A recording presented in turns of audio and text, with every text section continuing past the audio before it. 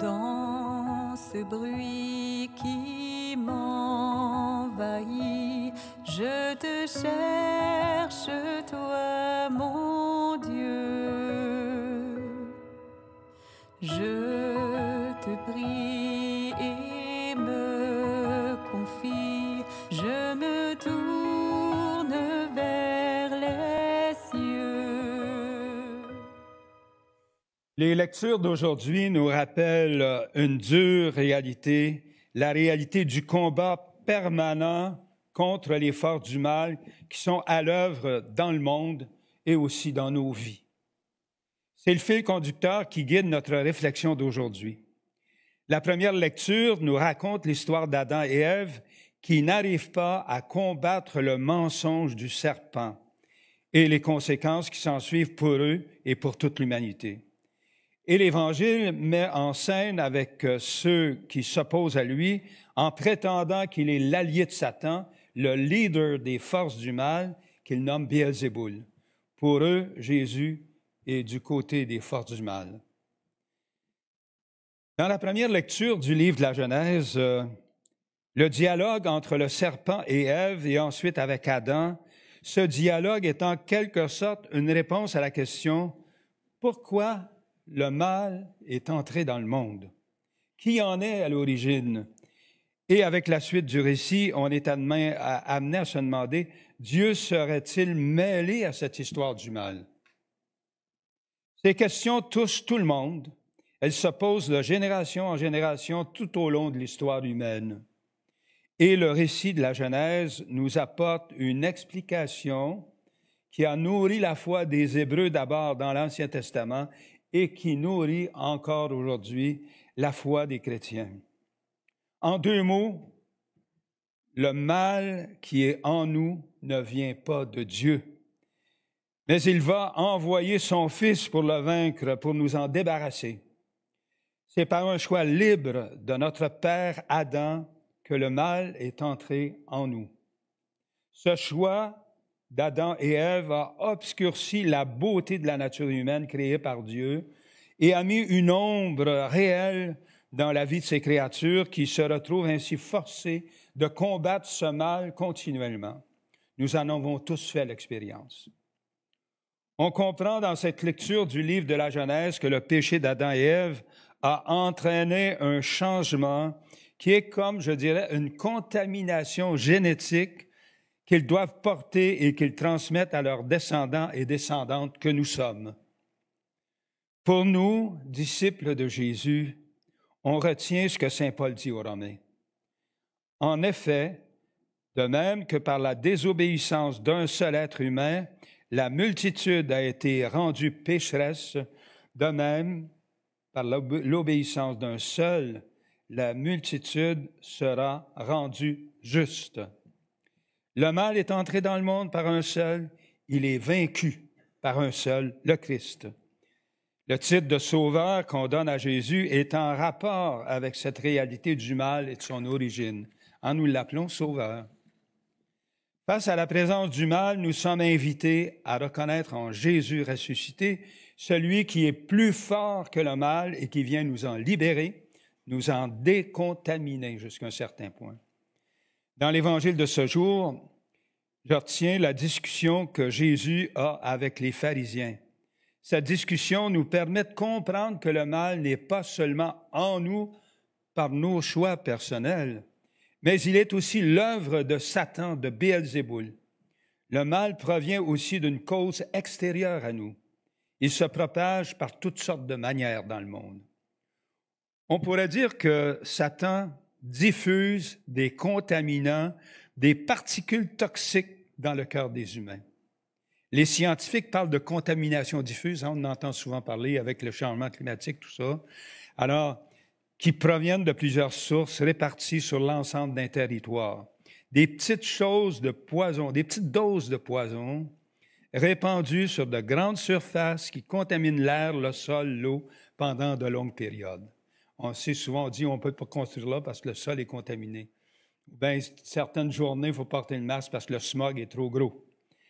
Alors, les pharisiens, s'il y a des contaminants qui attaquent notre santé physique, il y a aussi des contaminants qui détruisent notre santé spirituelle.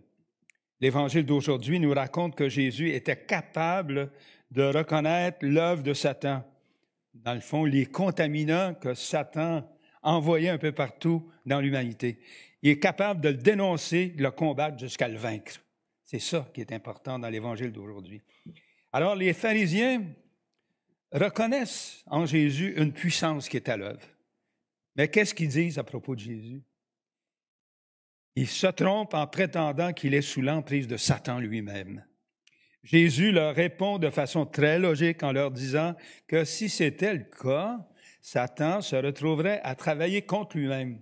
Qui va travailler contre lui-même? Qui va se tirer dans le pied? Alors Jésus peut l'affirmer, c'est par la puissance de Dieu que je fais toutes ces guérisons et ces libérations. Cependant, il y a quelque chose qui est mentionné sur lequel j'aimerais qu'on réfléchisse. Il y a une libération qui semble quasi impossible à faire, une libération du mal. Jésus la nomme péché contre l'Esprit Saint. Alors, je me suis demandé, c'est quoi cette histoire de péché contre l'Esprit Saint? On peut penser qu'il s'agit d'un choix réfléchi qui ouvre grande la porte au mal de façon continue et sans remords. C'est un refus, en quelque sorte, de se laisser toucher le cœur par la compassion, la miséricorde de Dieu. Voilà ce que serait le péché contre l'Esprit Saint.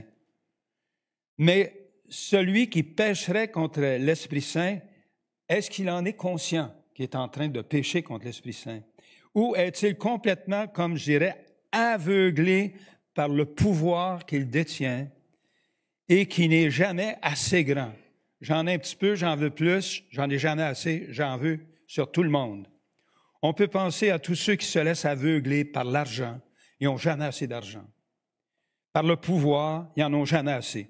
Par le prestige, ils n'en ont jamais assez, et qui cherchent à conquérir en détruisant des personnes, des communautés humaines. Les bulletins de nouvelles nous en parlent tous les jours, qu'il s'agisse de la mafia, des cartels de la drogue, des dictateurs, des tyrans. Ils sont prêts à ordonner des emprisonnements massifs de citoyens, à commettre des crimes de guerre, des génocides.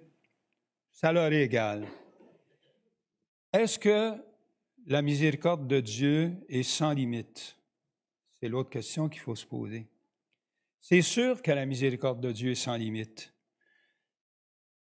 Jésus, cependant, nous laisse entendre que sa miséricorde, la miséricorde de Dieu, peut rencontrer un tel refus que la miséricorde de Dieu devient impuissante et la personne est laissée à ses seuls penchants égocentriques, narcissiques. C'est le lot de la liberté humaine et de la conscience en nous que Dieu est miséricorde, on peut lui fermer la porte. Alors, je nous souhaite que Jésus soit toujours pour nous le grand miséricordieux et qu'on en ait continuellement conscience. Celui vers qui nous nous tournons avec confiance. Quand nous allons le recevoir tout à l'heure dans la communion, nous pouvons lui adresser cette prière. Ne nous laisse pas entrer en tentation, mais délivre-nous du mal. Et si tu nous mets à l'épreuve de grandir dans la foi, donne-nous aussi la force d'âme d'y parvenir. Amen. Chaque jour, je veux entendre ta voix et que ma vie soit pour toi, tout comme un parfum d'amour. Chaque jour, je veux marcher dans tes voies, chaque instant, à chaque pas, et vivre de ton amour. Et chaque jour, je veux entendre ta voix et que ma vie soit pour toi, tout comme un parfum d'amour que je répands chaque jour. Je veux marcher dans tes voies, chaque instant, à chaque pas, vivre de ton amour.